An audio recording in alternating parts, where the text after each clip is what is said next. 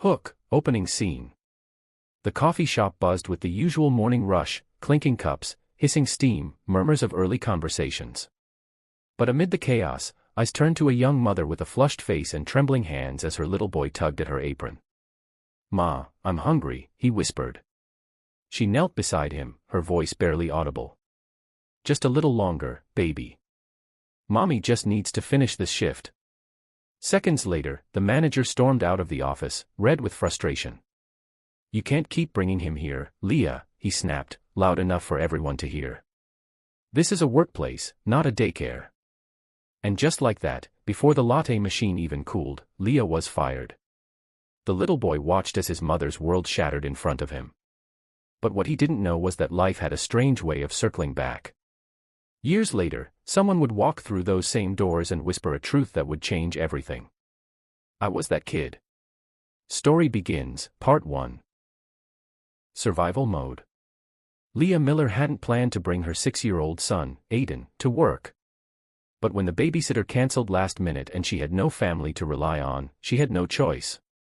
Her rent was overdue, the fridge nearly empty, and her son needed asthma medicine she couldn't afford. Being a single mother wasn't a role she'd chosen, it had been thrust upon her when Aiden's father walked out before his birth. Leah was 26, working 2 jobs, chasing sleep like a dream she couldn't catch. The job at Grind and Bean Cafe wasn't glamorous, but it had health benefits, barely, and paid just enough to keep the lights on. She'd always been a hard worker. Polite, punctual, never late. But all it took was one moment. One bad day.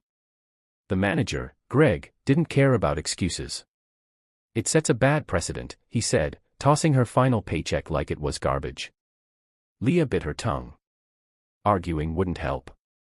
Not when she was fighting a system designed to make her invisible. She took Aiden's hand and walked out with her head low and her heart pounding. Part 2, The Struggle. The days that followed were heavy. Leah applied to every job she could find. She dropped off resumes with Aiden sitting quietly beside her, a coloring book in his lap. The bills kept coming, but job offers didn't. At night, she'd pretend everything was fine. "Close your eyes, baby," she'd whisper, pulling the frayed blanket up to his chin. "Dream big tonight." But inside, she felt like a failure.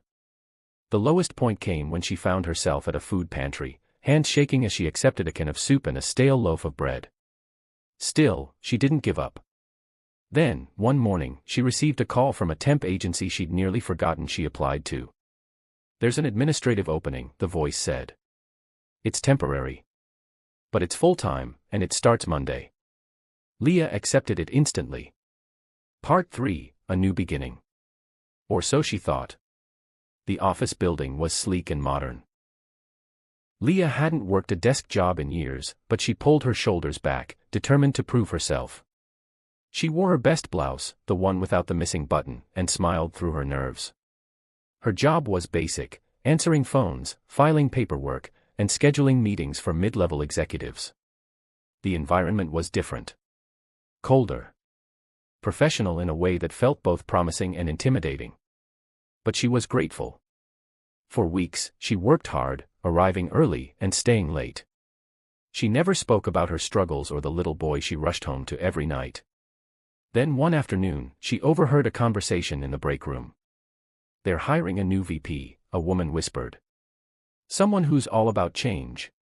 Wants to focus on diversity, family-friendly policies, all that HR stuff." Leah barely listened. Until the day the new VP arrived. Part 4, Full Circle. He walked in with quiet confidence. Tall, mid-30s, warm eyes behind crisp glasses. His name was Daniel Reyes, and from the moment he entered the office, the energy shifted. Leah didn't think he'd notice her, just a temp tucked in the corner near the filing cabinets. But he did. One morning, he paused beside her desk and smiled. "You're Leah, right?" She blinked. "Yes, sir. I've been reviewing everyone's files." "Your record's impressive." She nodded shyly, unsure what to say. He glanced at the picture on her desk, Aiden, missing his front teeth, beaming from a school photo. "You have a son?" "Yes," she said, her voice almost apologetic. "He's 6. Daniel's smile didn't falter. Single mom. Her breath caught. Yes. I hope that's not a problem. He shook his head, eyes softening. Not at all. He didn't explain why. Not yet. Part 5, The Truth Comes Out. A few weeks later, during a company-wide meeting, Daniel took the floor to announce some policy changes. We're adding emergency childcare support, flexible hours for parents, and a family-first initiative, he said. Because I know what it's like to be the kid who had nowhere to go. A few people chuckled politely, unsure what he meant. But he continued. My mother was a waitress. Single mom. One day, she brought me to work because the sitter canceled. Her boss fired her on the spot. I watched her cry all night, thinking she'd failed me. A hush fell over the room. I was that kid, he said. And I promised myself if I ever got into a position of power, I'd never let another parent go through that. Leah felt her chest tighten. Her hands trembled. Her eyes welled up. She wasn't the only one. Later, as people filtered out of the room, Daniel stopped by her desk again. This time, he looked her straight in the eye. I remember you, he said quietly. You were kind. You offered me a cookie when my mom couldn't afford lunch. That was you, wasn't it? Leah gasped. That was you. He nodded. And then he added the words she never expected to hear. You're not a temp anymore, Leah. Starting Monday, you're our new operations manager. Part 6, Full Circle Redemption. Tears spilled freely down her cheeks. She tried to speak, but the lump in her throat was too big. For the first time in years, she wasn't just surviving, she was seen. Valued. Heard. Leah's life changed overnight.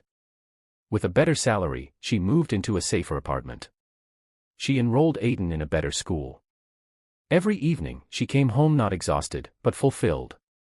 She still remembered the sting of humiliation from the day she was fired. But now she stood in front of that same coffee shop, holding her son's hand again. Only this time, she was dropping off a donation check big enough to cover a year of groceries for struggling employees. Why are we here, Mama? Aiden asked. She smiled. To make sure no one ever feels as invisible as we once did. Closing message, voiceover to viewers. Sometimes, the person who's struggling beside you is the very heart of the story yet to be written. Kindness matters. Empathy matters. And the kid sitting quietly in the corner today may be the one rewriting the rules tomorrow. Because life always comes full circle. And when it does, make sure you were the one who showed grace when it mattered most. Weeks passed, and Leah settled into her new role with a quiet pride. Her desk moved from the corner to a glass office with her name etched in gold. But she never let the title change who she was. She kept her son's photo on her desk, just like before. One afternoon, a young woman named Tara, nervous, single mother of 2, approached her timidly. Ma'am.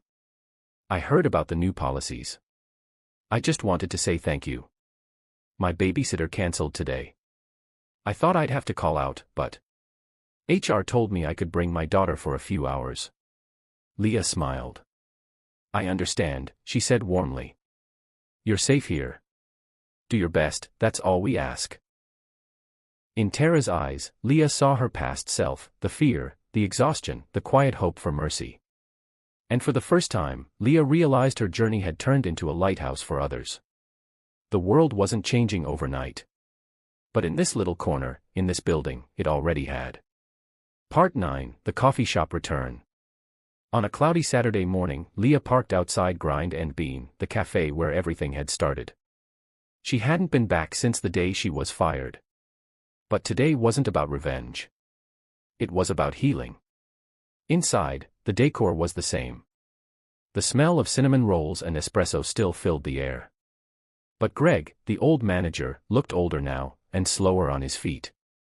He looked up, and froze when he saw her. Leah, he asked, puzzled. You look different. I am, she said simply.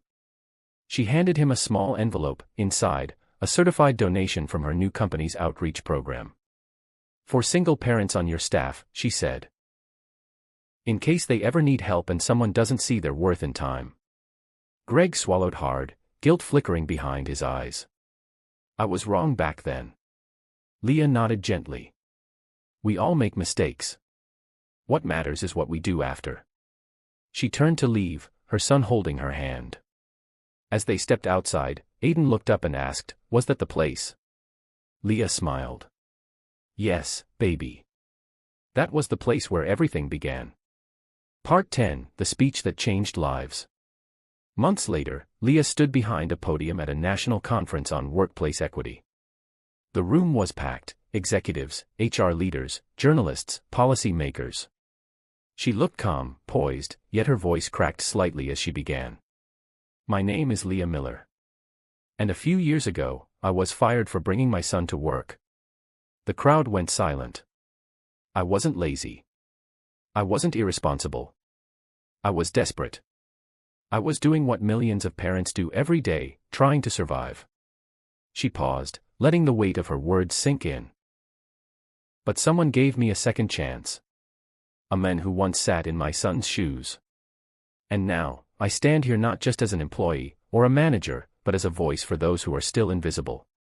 She ended with tears in her eyes and thunderous applause behind her. Her story made headlines. And across the country, dozens of companies adopted Leah's Law, an emergency parental clause for unexpected childcare issues.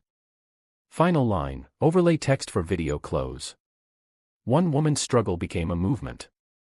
One mother's pain became protection for thousands. Sometimes, all it takes is one person who remembers what it feels like to be unseen.